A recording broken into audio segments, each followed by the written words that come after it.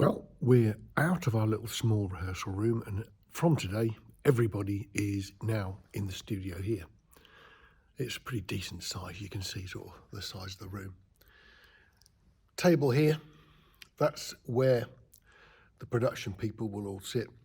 So the director will be there, probably the chief exec of the theatre here will be there. Sound people, props people, technical people will be sitting there watching what's going on today. And we're doing the first of our run-throughs. That's the complete show with all the cast so far. The cast have been doing sort of the acting stuff downstairs in a small rehearsal room, and the ensemble have been doing all their dancing here. And today the two things join together, and we should actually get a complete show. It won't be word perfect. It would be nice if it was, but it won't be. So we're going to start at the top of the show, and we'll run through to the end of Act 1. And then a bit later on, we'll do Act 2, and we'll run to the end. And that's going to take us probably all day, despite the fact that this show will probably be less than an hour for both halves. That's the way it works. We're still sitting here.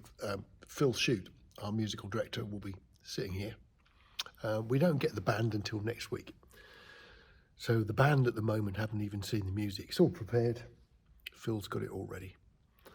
And next week he'll be running rehearsals with the band.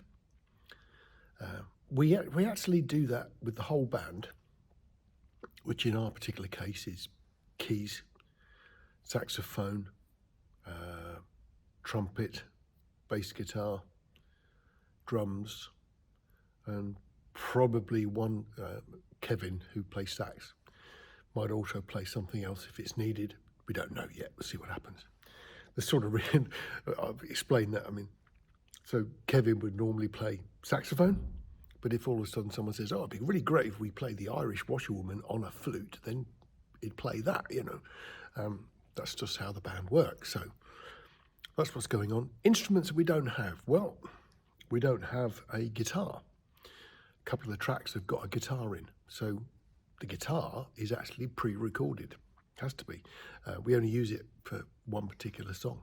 It's a Queen song, if you're interested.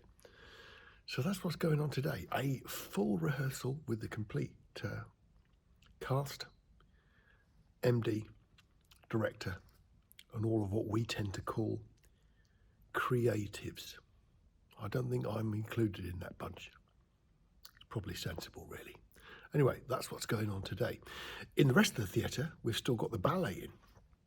So the ballet are on their last day today, the Georgian State Ballet. I did nip in and have a look. It was quite good. Quite an old-fashioned, traditional style ballet, which was quite nice to see. And it was popular enough that they put on an extra matinee. So normally with a ballet touring like this, they'd do one afternoon and then all the evenings. And they did a couple of afternoons because there was enough people wanted to come and see them, which is really, really great. We move into the theatre with the cast and everybody on Monday. Tomorrow, Sunday, is when the trucks turn up and it's all brought in. But on Monday, people are in the theatre doing stuff. And we have our first audience on Friday. So that's what's going on. I thought I'd quickly show you this. I'll just run through into the theatre. So you don't actually get to see empty theatres that much. So walking in first thing in the morning, this is what people see. So looking along here, it's all really nice, really empty, and really quite exciting. What you're actually looking at there is actually the safety curtain. We call it the iron because it's made out of metal. And historically, people used to think that they were there to protect what goes on stage. Well, in actual fact, it's the opposite way around. They were really there to prevent things on stage setting fire to the audience. So it's reverse. If you look down here, you find that big empty space at the front. Well, that will look different once we're in. We changed the appearance quite drastically. Looking around here, all this stuff on the edge of the circle rail, all empty. And I'll make sure that when we do some stuff next week, you see what we've put in its place. This bit's a bit strange. Not many people see these things from sort of standing on it, but I'm actually standing on a lift. So although I'm at the edge of the stage, there could be seats in here, but at the push of a button, this descends into the orchestra pit, which can make the orchestra pit bigger. I'll try and repeat this view for you once we've moved into the theatre and completely filled it with gizmos. If you look here, the ballet are using lights that are in that very high slot right at the top of the gods. You can see there's about 12 lights up there that are doing the majority of the light that come from the audience side.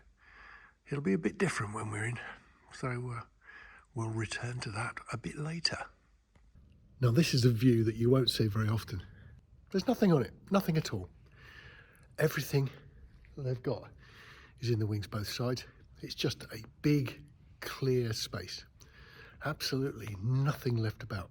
It's nice and neat and tidy. We won't be like that. You can see the area behind me. It's where their deputy stage manager runs the show from. And as you can see, there's hardly anything there at all. The important thing with ballet is revealing the form of the dancers, the arms, the legs, the heads, how their torso is actually standing. And a good trick is you put in these things, which are called booms. So they're cross lights. So the lights from here create brightness underneath people's arms and legs so that their actual shape stands out to the audience. It's an old trick, it's been used for ages. And it's really good at revealing dancers against a background. So all of these booms at the side are not sort of a modern thing. Fair enough, these particular lights are not ancient, but the actual technique is really, really old and works extremely well. Booms in the wings. We've actually got one. And then if we come down here, another one there. And another one upstage. And that's how this is all done. Just 3 of those. Now, if you look higher up, nothing. There are lights above us there. Most of them face downwards, so they're sort of more for illumination than anything else. And if we go forward again, we've got another couple of rows up there. So 1, 2, 3, and then there's a back bar as well. There's four bars just to illuminate the stage. And then we've got those booms there. And if you remember, front of house, we had those lights in those slots right up in the roof in the gods. So to take us out of today's video, here's us just rehearsing the finale, ready for the hard work that starts on Monday in theatre. 7 days till Panto. First audience, Friday night. See you soon.